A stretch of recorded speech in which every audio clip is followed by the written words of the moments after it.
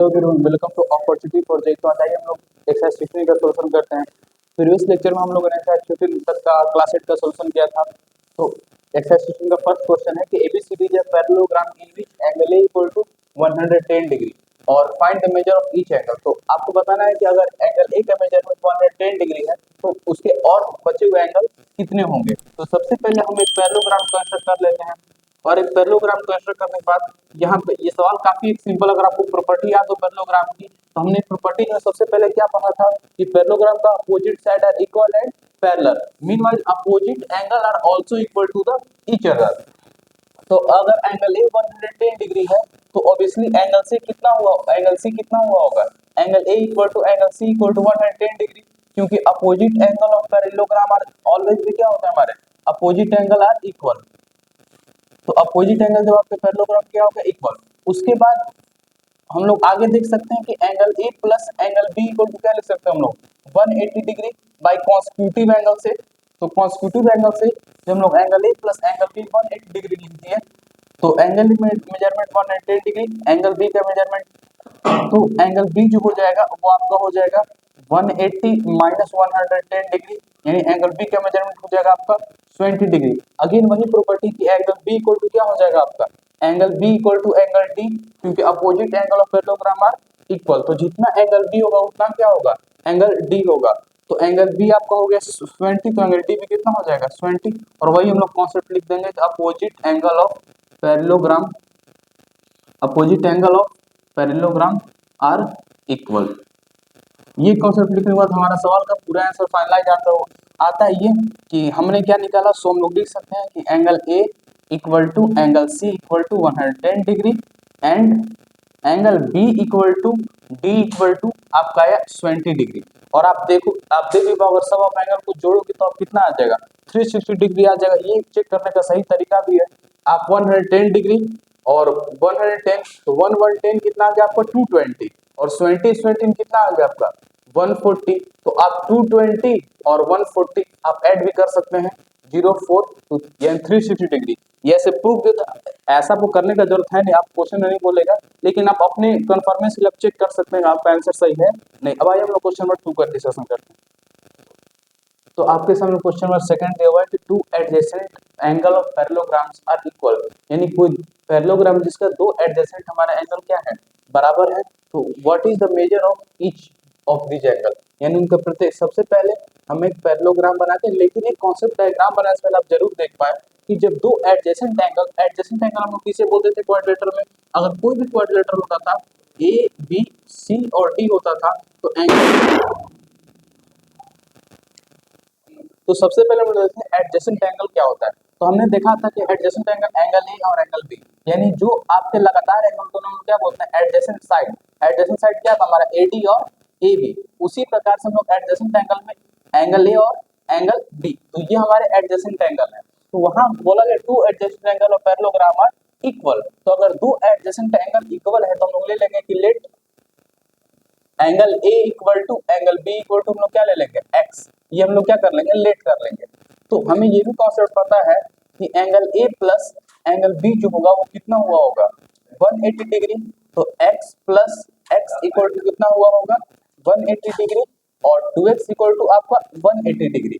तो जब 2x equal to आपका 180 डिग्री हुआ तो x इक्वल टू कितना हो गया 180/2, यानी कि x इक्वल टू कितना हो गया आपका 90 डिग्री। तो दो एडजेसेंट एंगल 90 डिग्री, यानी कि एक एंगल कितना हो गया आपका।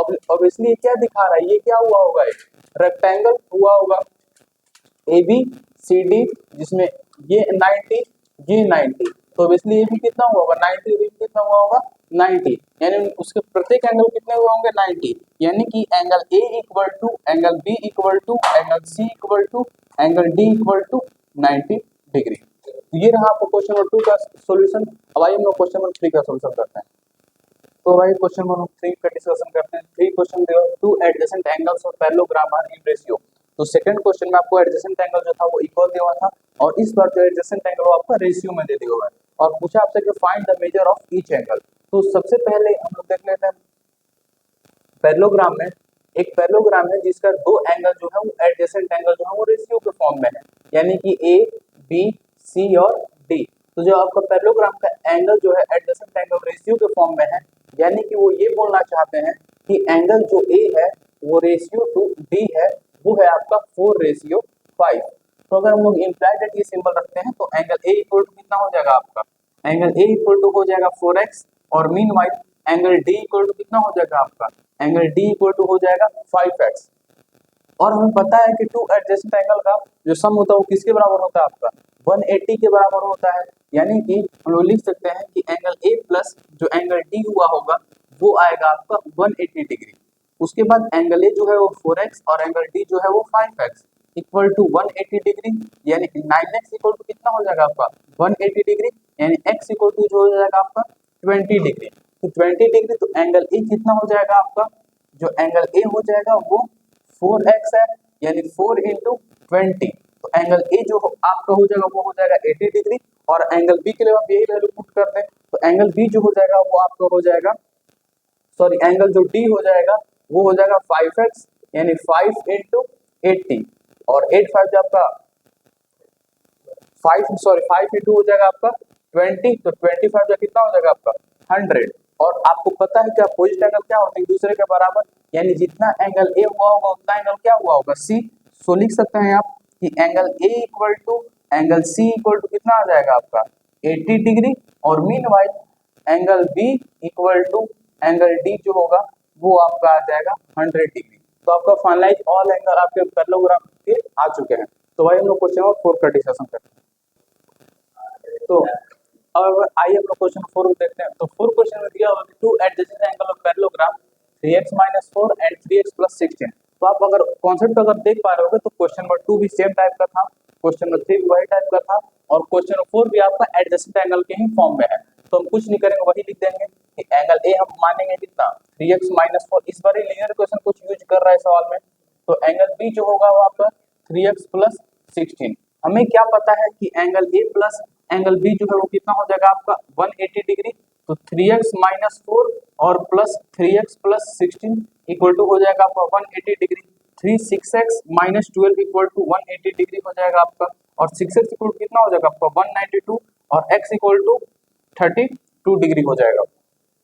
तो x इक्वल टू कितना आपका आ गया 32 डिग्री। तो आप एंगल ए फाइंड कर लें, तो एंगल ए इक्वल टू हो जाएगा आपका 3x - 4 दिया हुआ है, तो आप x का 3 इंटू 32 -4, यानी कि 96 - 4 आपका हो जाएगा 92 डिग्री। तो आपका एंगल ए जो हो जाएगा वो आपका 92 डिग्री हो जाएगा, और एंगल बी जो हो जाएगा एंगल, आप इसे एंगल डी भी मान सकते हैं। तो एंगल जो डी हो जाएगा वो आपका 3x + 16, यानी कि 3 इंटू 32 + 16 आपका हो जाएगा, और 3 2 जा 6, 96 + 16 आपका 12, और 9 और 1 10 और 1 11, तो 112 डिग्री। आपका इस फॉर्मेट से दो एंगल आगे, find the measure of the each angle. तो आपको पता है कि एंगल ए जो होगा वो एंगल सी के बराबर होगा, और जो एंगल बी होगा वो एंगल डी के बराबर होगा, और ऐसे करते हुए आपका एक्स का वैल्यू आ गया और आपके रिमेनिंग एंगल भी आ गए। तो आइए हम लोग नेक्स्ट क्वेश्चन देखते हैं। तो क्वेश्चन 5 आपका दिया होगा the sum of two opposite angle of parallelogram is 130 degree, find the measure of its angle. तो ये बहुत इंपॉर्टेंट प्रॉपर्टी, बस यहाँ पे यूज है। अब रिमेनिंग क्वेश्चन सब क्वेश्चन आप देख पा रहे हो, बस पैरेललोग्राम क्या यूज है प्रॉपर्टी। तो दो अपोजिट एंगल पैरेललोग्राम 130 डिग्री, लेकिन आपको एक कॉन्सेप्ट क्या पता है कि अपोजिट एंगल एक दूसरे के बराबर होते हैं। यानी कि अगर हम लोग कोई भी एंगल लेते हैं, angle A equal to angle B, ये तो बराबर, इसे हम लोग क्या कर लेते हैं एक्स सिमुलेट कर लेते हैं। लेकिन सवाल में गिवन क्या दिया हुआ है कि जो एंगल ए है और जो एंगल बी है उसका सम कितना दिया हुआ है 130 डिग्री। तो एंगल ए को हम लोग एक्स मान लेते हैं और एंगल बी को भी क्या मान लेते हैं एक्स मान लेते हैं। तो 2x इक्वल कितना आ जाएगा आपका 130 डिग्री, और x इक्वल टू 130 अपॉन कितना हो जाएगा 2, तो आपका 65 डिग्री हो जाएगा। तो ये दिखाता है कि आपका प्रत्येक एंगल कितना हो गया, ये एंगल 65, तो ये भी कितना हुआ होगा 65। आप इसे कॉन्स्टिट्यूटिव में जोड़ लें कि एंगल ए और plus angle B equal to कितना हो जाएगा आपका 180 डिग्री हो जाएगा, क्योंकि ये कौन सा एंगल, ये एडजेसेंट एंगल टाइप में हो गया। तो 65 plus angle B equal to 180 degree. तो एंगल बी इक्वल कितना हो जाएगा आपका 180 - 65 5 115 डिग्री। तो एंगल बी इक्वल टू कितना आ जाएगा आपका 115 डिग्री, और जितना एंगल बी होगा उतना आपका क्या होगा एंगल डी होगा, यानी कि angle B equal to angle D equal to 115 degree. तो आप इस सब क्वेश्चन को सेम प्रॉपर्टीज बस आप प्रॉपर्टीज को याद रखें, आपका सब क्वेश्चन हो जाएगा। तो भाई हम लोग क्वेश्चन 6 का डिस्कशन करते हैं। इसमें दिया भाई two angle of parallelogram, two sides of, यहाँ पे आपका साइड्स दिया हुआ है, साइड ऑफ पैरेललोग्राम आर 5:3। तो आपको दो साइड पैरेललोग्राम को जो 5:3 दिया हुआ है, if its perimeter is 64 degree, और उसका पेरीमीटर जो है वो आपका 64 डिग्री दिया हुआ है। तो सबसे पहले हम एक पैरेललोग्राम बना लेते हैं, और इस पैरेललोग्राम के साथ हम लोग मेंशन कर लेते हैं उसका साइड को कि ए बी सी और डी, जिसमें आपके जो दो साइड के रेशियो है, जैसे कि आपका A B ratio B C, ठीक है, वो आपका 5:3 दिया हुआ है। तो इम्प्लाइड आपको पता है कि जब भी हम लोग रेशियो को ब्रोकन करते हैं तो हम लोग क्या लिखते हैं, हम लोग एक वेरिएबल टर्म को जोड़ते हैं, यानी ए बी इक्वल टू कितना आपका हो जाएगा, A B equal to 5x हो जाएगा, और आपका बी सी इक्वल टू कितना हो जाएगा 3x। लेकिन एक और हमें प्रॉपर्टीज पता है पैरेललोग्राम की, और वो प्रॉपर्टी है कि opposite sides of parallelogram are equal, यानी कि जो ए बी होगा वो किसके बराबर होगा, सी डी का। ए बी का वैल्यू यहाँ 5x है, तो सी डी का वैल्यू कितना हो जाएगा आपका 5x। मीनवाइल जो BC है वो आपका है 3x, तो जितना आपका BC हुआ उतना आपका क्या हो जाएगा, उतना आपका AD हो जाएगा, ये भी कितना हो जाएगा 3x। लेकिन हमें क्या दिया हुआ है कि पेरीमीटर जो है वो 64, तो पेरीमीटर यानी परिमाप, तो पेरीमीटर जो होता है वो साइड सेट यानी सब साइडों का सम क्या होता है आपका पेरीमीटर, यानी कि AB प्लस, और आपको आप ऐसे लिख सकते हो कि आपको perimeter of parallelogram, perimeter of parallelogram जो आपको दिया हुआ है वो है आपका 64 सेंटीमीटर। तो पेरीमीटर यानी कि A B plus B C plus C D plus A D equal to कितना दिया आपका 64 सेंटीमीटर। ए बी का जो वैल्यू है वो 5x है, बी सी का वैल्यू जो है वो 3x है, और सी डी का जो वैल्यू हो जाएगा वो आपका हो जाएगा 5x, और ए डी का जो वैल्यू होगा आपका 3x।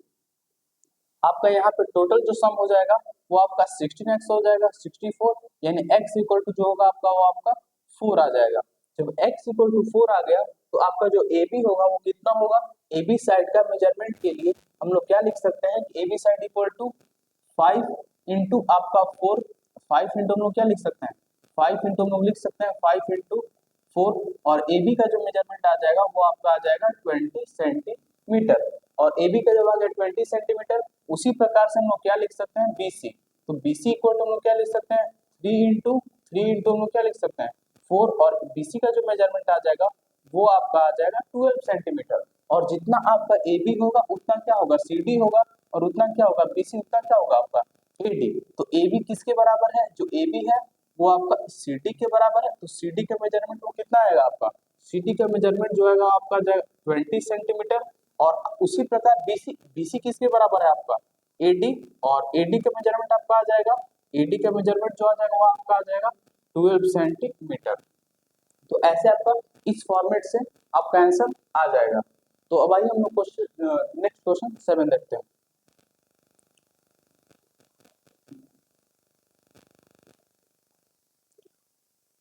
तो अब आइए हम लोग क्वेश्चन 7 देखते हैं। If the perimeter of parallelogram is 140 centimetre, एक पैरेललोग्राम जिसका पेरीमीटर आपको 140 सेंटीमीटर दिया हुआ है, जिसमें आपको लिखा हुआ है कि if one side is longer than the other is by 10 centimetre, और जो एक साइड है वो दूसरे साइड से 10 सेंटीमीटर क्या है बड़ा है, तो find the length of each side. तो सबसे पहले हमें ये देखना है कि हमें ना छोटे साइड के बारे में कॉन्सेप्ट पता है ना बड़े साइड के बारे में, तो हमें क्या मानना पड़ेगा कि आपको दिया हुआ if one side is longer than the other side by 10 centimetre, तो लेट हम लोग सबसे पहले लेट द फर्स्ट साइड, हम लोग यहाँ एज्यूम कर लेंगे let the first side of parallelogram be x centimetre, जो भी हुआ होगा, देन द जो आपका अदर साइड आ जाएगा, then the other side of parallelogram आपका आ जाएगा x प्लस 10 सेंटीमीटर। तो आपका एक साइड जो है हम लोग एज्यूम कर लेते हैं कि एक पैरेललोग्राम है जिसका आपको मेजरमेंट दिया हुआ है ABCD, एक साइड जो है वो आपका दिया हुआ है x सेंटीमीटर, और वहीं पे एक अदर साइड जो हुआ आपका x प्लस 10 सेंटीमीटर दिया हुआ है, तो ऑब्वियसली ये साइड हो जाएगा x और ये साइड कितना हो जाएगा x प्लस 10। मैं आपको बार बार रिपीट कर रहा हूँ, आप पैरेललोग्राम को मैंने जो आपको प्रॉपर्टीज लिखवाई थी आप उसको हमेशा रिकैप करना। अगर आप पैरेललोग्राम की प्रॉपर्टी जब क्लियर है तो आपको ये सब सॉल्व में बहुत ज्यादा प्रॉब्लम नहीं आएगी। अगर जब आपके पास अगर प्रॉपर्टीज आपकी क्लियर नहीं है तो आपको सॉल्व में बहुत सारा प्रॉब्लम हो सकता है आपको आए। उसके बाद पेरीमीटर दिया हुआ, तो सबसे पहले गिवन दिया हुआ क्या दिया हुआ था कि पेरीमीटर ऑफ जो आपका पैरेललोग्राम है वो आपका दिया हुआ है 140 सेंटीमीटर। तो पेरीमीटर जो होगा वो क्या कौन सब साइडों का सम हुआ होगा, यानी एक साइड x प्लस 10, एक साइड x और एक side x plus 10 equal to कितना हो जाएगा आपका 140 सेंटीमीटर। x प्लस यानी यहाँ 4 है x, तो यहाँ कितना हो जाएगा आपका 4x हो जाएगा और 20 इक्वल टू 140 सेंटीमीटर, यानी कि 4x इक्वल टू कितना हो जाएगा आपका 120 और x इक्वल टू कितना हो जाएगा आपके लिए 30 डिग्री। तो जब x इक्वल 30 सेंटीमीटर, तो जब x इक्वल 30 सेंटीमीटर आया यानी AB का जो वैल्यू हुआ वो कितना 30, तो BC का जो वैल्यू कितना हो गया आपका 30 सेंटीमीटर। तो आराम से आप BC क्या निकाल सकते हैं, BC साइड का जो मेजरमेंट होगा वो आपका 30 प्लस 10 कितना हो जाएगा आपका 40 सेंटीमीटर। तो जितना BC उतना आपका क्या हो जाएगा उतना AD हो जाएगा, AD भी कितना हो जाएगा आपका AD भी x प्लस 10 है यानी कि 40 सेंटीमीटर। आप प्लस भी कर सकते हैं 30 प्लस 40 प्लस 30 प्लस 40, यानी 30 और 30 कितना हो जाएगा 60 और 40 और 40 कितना हो जाएगा आपका 80 और 80 और 60 कितना हो जाएगा आपका 140। ठीक है, ऐसा आप करेक्ट आंसर को मेजर कर सकते हैं। तो हम लोग फर्स्ट पेज में, अब हम लोग सेकंड लेक्चर में हम लोग नेक्स्ट क्वेश्चन जो रिमेनिंग क्वेश्चन उसको हम लोग डिस्कशन करेंगे।